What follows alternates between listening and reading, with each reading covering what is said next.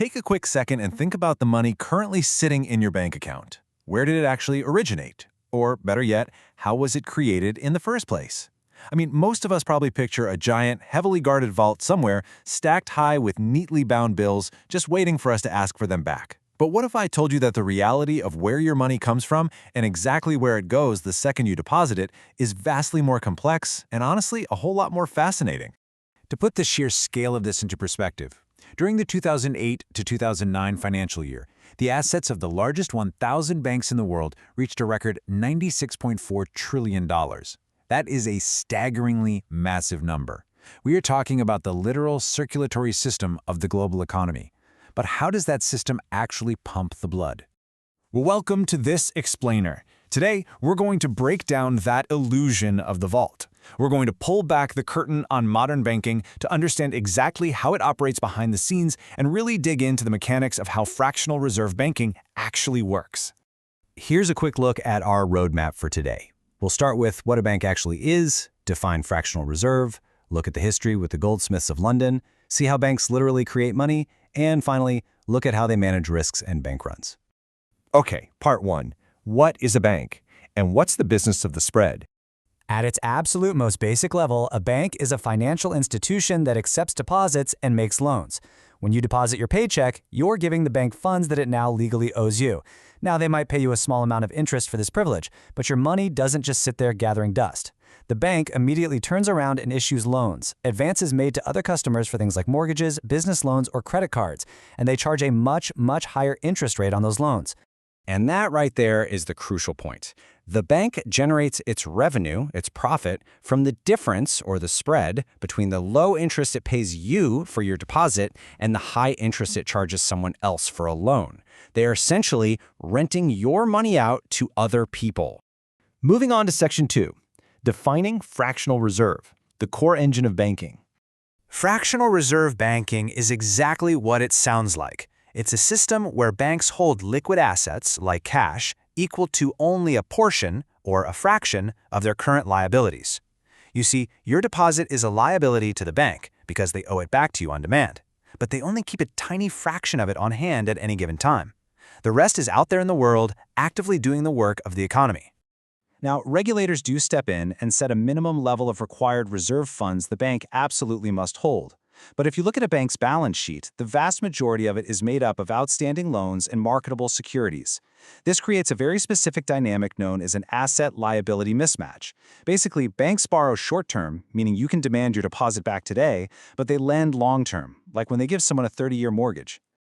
Let's jump to Section 3, the goldsmiths of London, or as I like to think of them, the accidental inventors.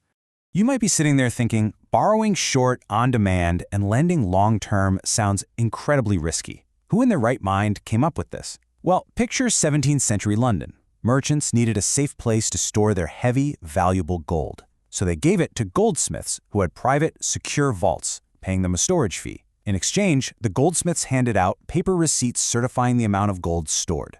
Eventually, people realized it was way easier to just trade the paper receipts instead of lugging heavy gold around. By the late 17th century, the goldsmiths had a massive light bulb moment.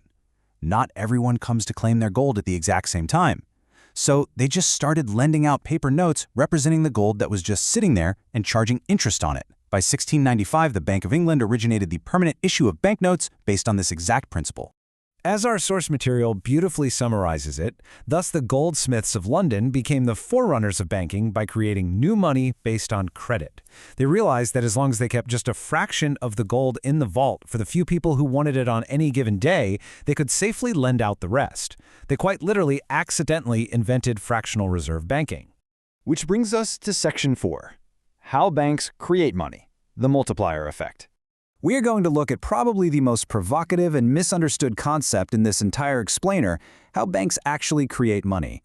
Here is how the magic happens, step by step. First, you deposit your funds into a checking account. Next, the bank locks away a tiny fraction of that deposit, as mandated by regulators. Then comes the wild part. The bank issues a loan to someone else using the rest. When they make that loan, they aren't handing the borrower your specific physical bills. They literally issue new money into existence just by crediting a borrower's account. They create a new demand deposit. And conversely, whenever that loan principal is finally repaid, that money is effectively destroyed, disappearing completely from the money supply. Now, this isn't some sort of financial trickery or scam. Alongside the issue of money, banks perform absolutely crucial economic functions. They handle the netting and settlement of payments so money moves smoothly around the globe. They improve credit quality by using their massive, diversified assets to absorb losses, which protects depositors. And they perform that maturity transformation we mentioned earlier, turning our short-term deposits into the long-term loans that actually build houses, fund businesses, and facilitate economic development as a whole. Finally, Section 5. Managing Risks and Bank Runs. The Tightrope of Trust. As you can probably guess, lending out money that you legally owe to someone else on demand is inherently dangerous. Banks face a mountain of risks every single day just to conduct their business.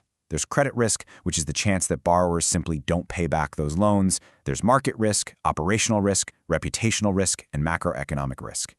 But the most terrifying one for a fractional reserve bank by far is liquidity risk.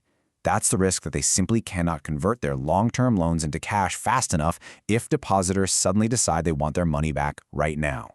To prevent total disaster, most countries exercise a very high degree of regulation over banks, requiring them to use incredibly complex, standardized frameworks to calculate and manage these risks. Based on international standards like the Basel Accords, banks are subject to strict minimum capital requirements. They have to hold a certain amount of equity and retained earnings as a safety buffer against losses. And regulators are always adapting, trying to stay one step ahead. Following the 2008 financial crisis, they introduced new tools. For example, they now force banks to issue things called contingent convertible bonds, or COCOs for short. These are hybrid securities designed specifically to absorb losses automatically. If a bank's capital falls dangerously low, these bonds convert. The bank's debt is reduced, and it gets a sudden, desperate boost to its capitalization. It's essentially a modern safety net. But the thing about safety nets is, they can fail if blind panic sets in. During normal operations, reserves are maintained, loans are repaid on time, the money multiplier hums along, and the economy grows. It's a beautiful, well-oiled machine based entirely on trust. But what happens if that trust evaporates? You get a liquidity shortage. If too many depositors request withdrawals at the exact same time, exceeding the fraction of reserves the bank actually holds, it triggers a bank run.